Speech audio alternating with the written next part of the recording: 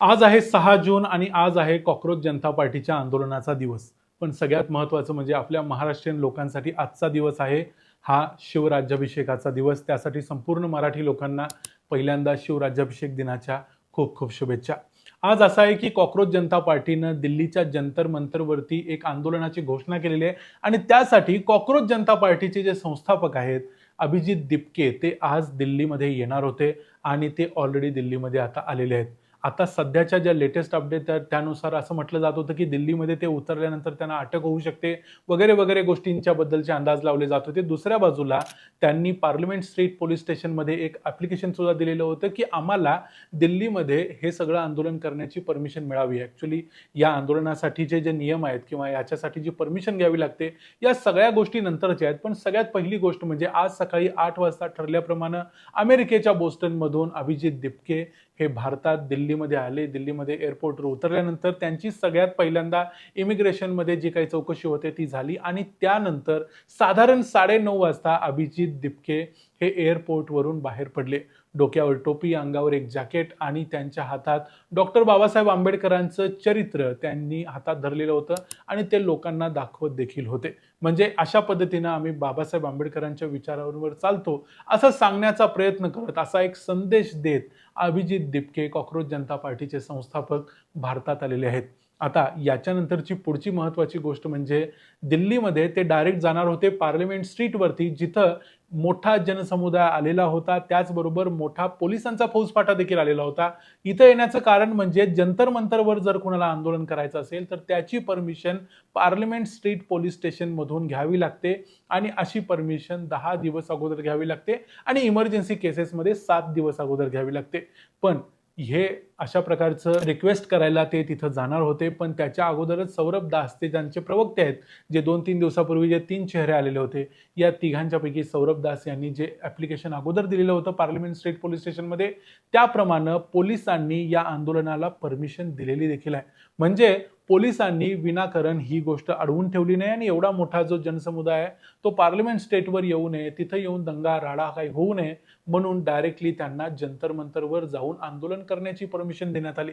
त्यामुळे या सगळ्या गोष्टींच्याकडे ज्या पद्धतीनं बघितलं जात होतं, म्हटलं जात होतं की एअरपोर्टवरती अटक होऊ शकते, पार्लमेंट स्ट्रीटवरती आल्यानंतर त्यांना परमिशनच मिळणार नाही कारण परमिशनचे हे नियम आहेत ते नियम आहेत. मग हे सगळे नियम असताना देखील अशी परमिशन का देण्यात आली? दुसऱ्या बाजूला सोनम वांगचूक, प्रकाश राज अशा अनेकांनी या आंदोलनाला पाठिंबा दिलाय. पण मुद्दा यातला सगळ्यात महत्त्वाचा ठरतो की या आंदोलनातली हवा काढून घेण्याचा प्रयत्न केंद्र सरकार करते का? कारण दिल्लीमधलं जे पोलीस आहे ते अमित शहांच्या हातात आहे, म्हणजे केंद्र सरकारच्या हातात आहे. दिल्लीमधलं पोलीस हे राज्य सरकारकडे नसतं हे आपल्याला अरविंद केजरीवालांचा जो यापूर्वीचा अनुभव आहे त्यावरून माहिती आहे. त्यामुळे दिल्लीतल्या पोलिसांनी लगेचच परमिशन कशी काय दिली आणि एअरपोर्टवरती कोणत्याही प्रकारची चौकशी अशी जास्त ताणवून झाली नाही, डायरेक्ट त्यांना सोडण्यात आलं.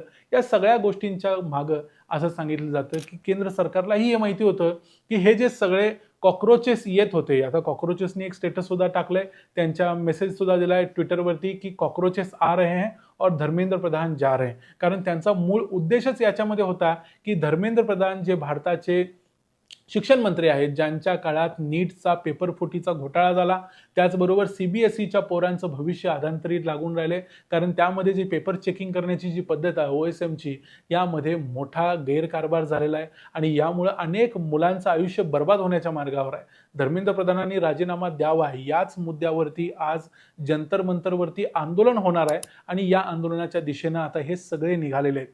आता याच्यामध्ये मी म्हटलं तसं महत्त्वाचा मुद्दा हा होता की परमिशन एवढी झटकन आणि तात्काळ कशी काय मिळाली? कारण असं म्हटलं जात होतं की हे जे आंदोलन होतंय या आंदोलनाचा उद्देशच हा आहे की अभिजित दिपकेंना एअरपोर्टवरती अटक व्हावी किंवा यांना परमिशन दिली जाऊ नये. परमिशन न देता जेव्हा हजारो लाखोंचा जनसमुदाय दिल्लीमध्ये गोळा होईल त्यावेळेला दिल्लीतल्या सरकारला टिकणं अवघड होईल असं देखील बोललं जात होतं. कारण काही कॉकरोचेस स्वतःहून पुढे येऊन सांगत होते की जंतर मंतरवर मोकळे येऊ नका, तर येताना लाठ्या काठ्या वगैरे घेऊन या, सगळ्या तयारीने या की आपल्याला पुढचं आंदोलन पेटवायचं आहे, नेपाळसारखं आंदोलन करायचं आहे. त्यामुळे सरकारचा देखील यामध्ये हाच प्रयत्न असणार आहे की कुठल्याही प्रकारचं हिंसात्मक आंदोलन होता कामा नये, कारण सगळे तरुण असणार आहेत, सगळे जेन झी मोस्टली असणार आहेत, इतर सुद्धा वयोगटातले लोक अर्थातच आहेत. आता सोनम वांगचुक, प्रकाश राज आहेत म्हटल्यावर सगळेच लोक यामध्ये आहेत. पण मुद्दा असा आहे की हे जेन झी आंदोलन आणि इतर देशांमध्ये जसं झालं बांगलादेश, नेपाळमध्ये, तसं इथं पेटू नये. त्यामुळे सरकारनं अगोदरच खबरदारी घेतली आणि जे करायला यांची मागणी केलेली आहे ते करायला त्यांना व्यवस्थितपणे मुभा देण्यात आली. आणि आता हे सगळं आंदोलन जंतर मंतरमध्ये थोड्याच वेळात सुरू होण्याची शक्यता आहे. आशुतोष रांका जे त्यांचे प्रवक्ते आहेत तेही एअरपोर्टवरती आलेले होते या अभिजित दिपके यांना घ्यायला आणि तिथून ते जंतर मंतरवर गेलेले असतील. आता याच्या नंतरच्या पुढच्या घडामोडी काय काय होतात याच्यावर आपलं लक्ष राहीलच. पण सध्या तरी या आंदोलनाच्या सुरुवातीला जे बोललं जात होतं की आंदोलन व्हायच्या अगोदरच हे भडका घेणार वगैरे, पण तसं काही भडका होण्याची शक्यता नाही आहे. कारण संध्याकाळी 5 वाजेपर्यंत जंतर मंतरवरती यांना आंदोलन करण्याची, प्रोटेस्ट करण्याची मुभा सरकारकडून देण्यात आलेली आहे.